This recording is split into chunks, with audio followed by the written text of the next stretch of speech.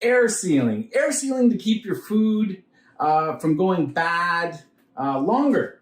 So usually when you put things in bags and Ziplocs, there's air in it. And these things have about a 6-month freezer life before they start getting that freezer burn taste. Nobody likes that.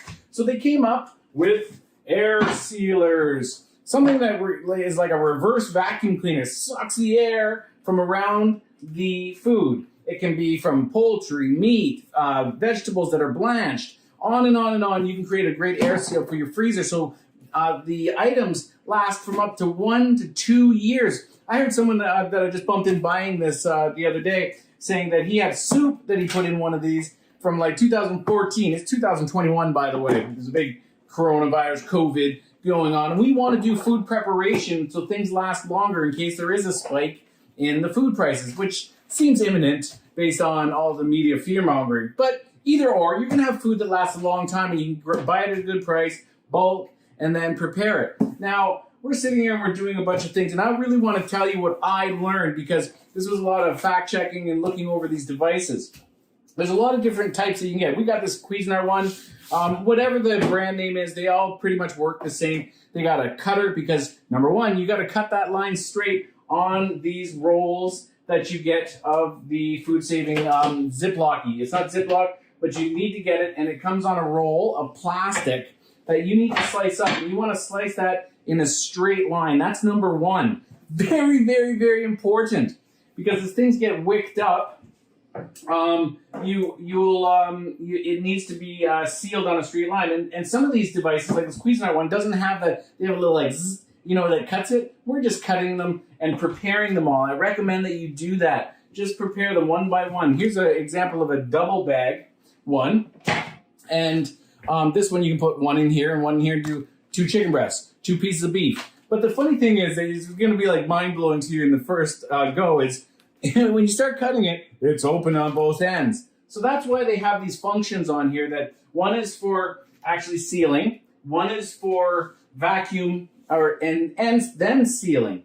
So the older versions, we're talking 2012, you're going to buy a used one. Be careful because they don't have the buttons that say, I just want to create a seal. Some of them don't even make noise. Some of them make noise no matter what. So the first thing is you put it in there. Now you'll notice also there's a perforated edge and then there's a flat edge. The perforated edge is perforated so they can suck the air in. That's why normal Ziploc bags don't work. But there are tricks for that I might share later on in this video. The main thing is that you put it down with the perforated edge down when you go to do this. Okay, very, very important to create your first seal on every single bag. That's why we're going to do a whole bunch of these first for all the stuff that we're doing. So with this Cuisinart, you just lift it up, you put it in.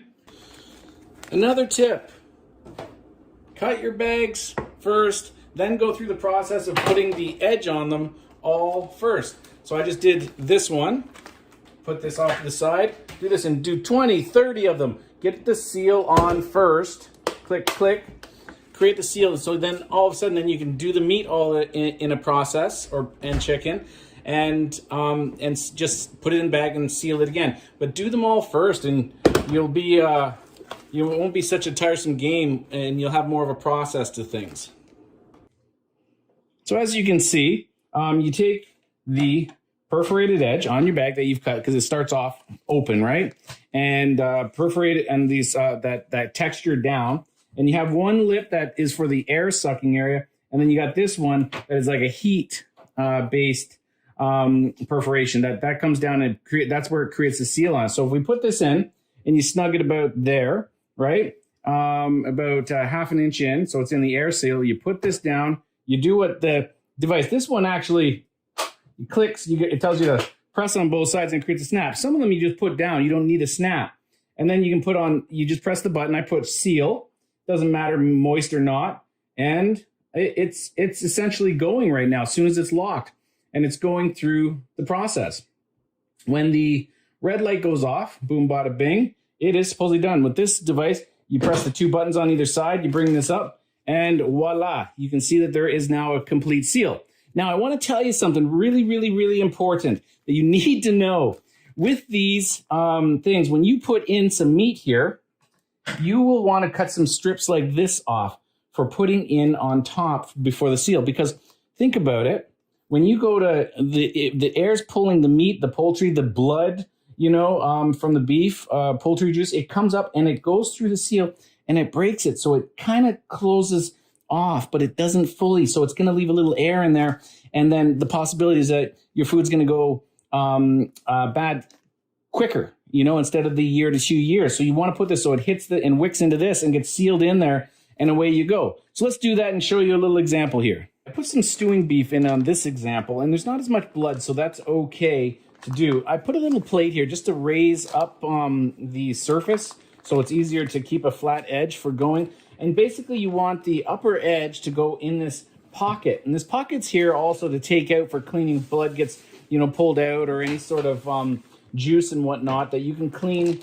You can usually take this out and clean in here. And very important to keep that clean, just to give you another tip sort of thing. So you put that in the edge, in the area, you close it, lock it, whatever process it says, and then you press the vacuum and seal. And as you can see, it is sealing it amazing. Okay, it took a little longer in that one. It determines how long it is. So as we can see, there's like certain, there's a little bit of air that's going in here. And so sometimes I'll do a second seal just to make sure that it's completely sealed. And you'll see a lot of videos where it actually recommends to do that. So you just run it through the process of making a tight seal as best as possible. So let's see. How sealed is that? It's okay, but I think we could do a better job. In this example, the blood did go, so that's a good thing. And we want to actually use the tissue paper so that it can wick and stop that from happening. So we're going to run through this again in a second example. In the first few tries, this is going to get irritating. You're going to waste some bags. It's not going to seal. You're going to wonder what's going on. Just have patience. This is now, we've put some tissue paper, not tissue, some Bounty Quicker Picker Upper in each of these that are cut into strips like this straight across. Do as best as you can. Then give it another go. Get your meat in there, push it down with your hand, and then this. And of course, I want you to know, I'm going back and forth to my kitchen, washing my hands, and then with a towel that's dedicated over by the sink and coming back here to the prep. It's going to be a game like that while you're getting used to it. Disinfectant is your friend. And honestly, a little bit of Javax and water goes a long way after things with all this meat, just for health standards. So let's do this again. We're going to bring this up. We're going to put it across in the air seal area. Okay. And now we're going to put this down. Click, click, barber trick. And I'm going to do the vacuum and seal one this time. And I can actually see that the meat is pulling up into the Bounty sheet, and this one is a lot more efficient, and that's honestly the trick. And it's sealing and it's sealing. Went a lot faster this time. So I'm just going to do a second seal just in case, to make sure. Let's see. Oh, it likes it. Okay, so it won't go a second time, but with that one, I'd have to move it a bit. But as you can see, that's what happens. So if you put some stuff in there, see that trail didn't make it all the way, and it got caught here. But if you don't do this, then you will not get the perfect seal. So that is the main tip, is to use these Bounty sheet things. And I put a little bit of plastic here while you're doing this mess and and whatnot. But there you go. And the last thing is they have little titles on here. They are little areas that you can fill out the date. I sometimes just put the receipt in the bag that I put into the freezer. But you can also use a dry or Sharpie and just write the date, whatever it is, so that you know approximately when it is. Okay, let's do another one. Another conclusion. Seriously, make sure the meat is there, and you need to have small hands. Mom, hands. Show hand.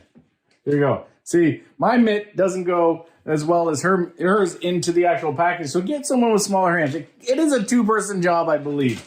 And now that the meat's in here, and I place the little piece of paper across, of course, push it down just a bit, do that, and then put it in again. I hope all these tips are helping you. The video might be a little longer, but it's really useful. Help to know all the things that we're learning here. Much better. And you can see the blood is going up slowly, slowly, slowly. And you can see right there, see how it's wicking, you know, up. And this, if it didn't, it would, honestly, it would go right up and break the seal. So this is a major trick to have a bounty sheets also for this. And sometimes the seal takes a bit more. And as soon as the red light goes off, that is the trick. And press the buttons and voila. Yeah, give yourself some room and stuff. This is a time-consuming job, so block out like an hour for sure. And, you know, continue going on here. And so, oh, and always make sure to put the perforated edge down, because that's what the perforation's about, the crisscross hatch mark of things. And it's what does the job. And make sure it's in the edge here. The other thing is, like, I just want to really share that it is possible to use Ziploc bags to do this. But there's a trick to it where you got to cut this edge off, and then you put these edges here. You cut this top part off, and you place one side here and one side here, so it creates the vent that can actually pull the oxygen through it, the air around it. But that can be another video. I'll show you how to do that. Let's just continue on here and rock and roll, because we're trying to actually get to the point where we can actually do some poultry. Right now we're actually getting some momentum, so it's really positive. But don't fret. It's gonna bother you, piss you off almost if it's a day. So block it out on a weekend, and so that you can make this happen. And remember to date it. We're doing October 21 here. It's just really important for when it goes in there. You can also do a trick where you throw your receipt into the area so you kind of know, but this is even more efficient for when you're doing things. And make sure it's on both sides, so if you use one side, you'll be okay for the other. And it has to be dry also, so remember that you have to wipe it down. Bounty picker-uppers are your friend. Have the sealed bags there ready for the chicken that's going to go in, or meat that then gets thrown in the bags and then placed here for the next production. You can have a two-step job with that. And in this one, we're doing poultry. We put 2 chicken breasts, beautiful chicken breasts, raised without antibiotics. We like to go the distance with our chicken, hormone-free.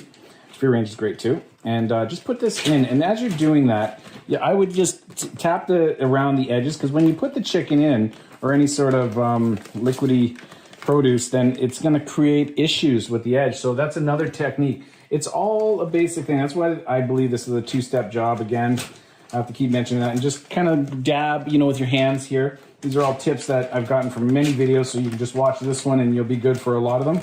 And you put that in there and just, again, tap it sort of thing and shake it. You can put spices. I know you guys are looking at all the spices in the background, and that's a really good technique also. But here we go. Let's do and sometimes it's even great to have a little bit of an edge here to raise these up just a bit more. But here we go. Let's do the poultry.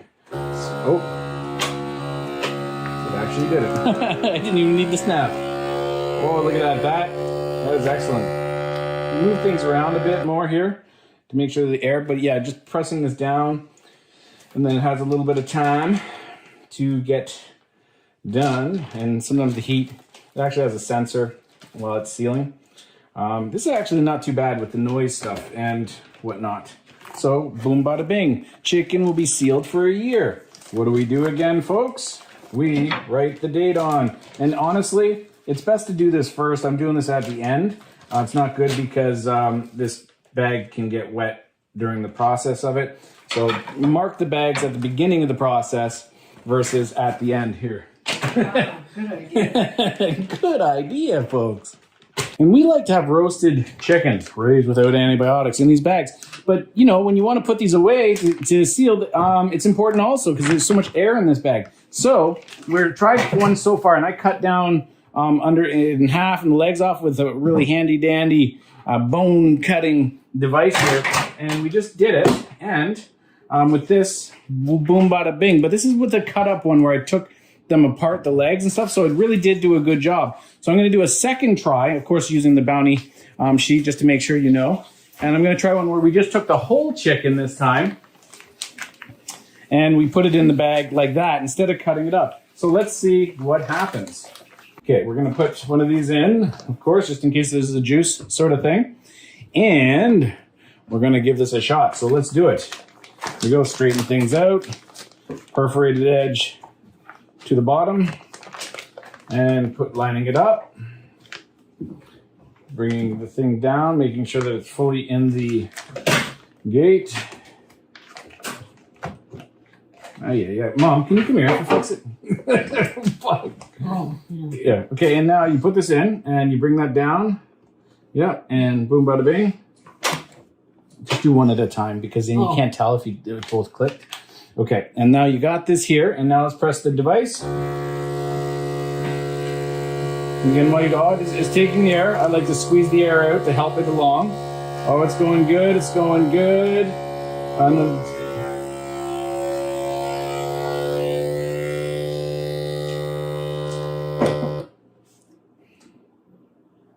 Doing the seal.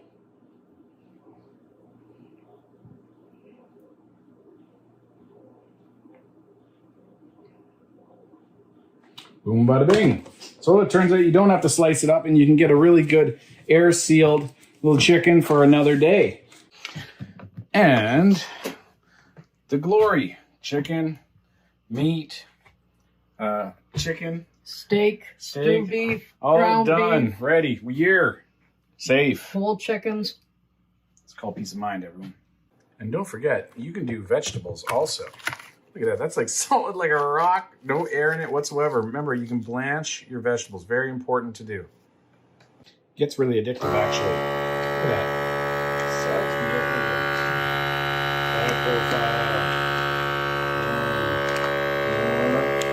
More. You can squeeze. I like squeezing it a bit to make sure all the air is able to see any of the ends. This does an amazing job. Seals.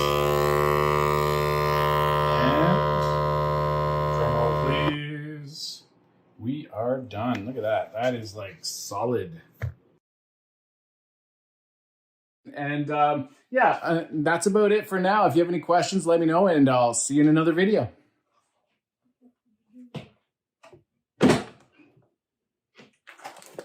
Love it. Look at that. Look at all this stuff. It's just greatness.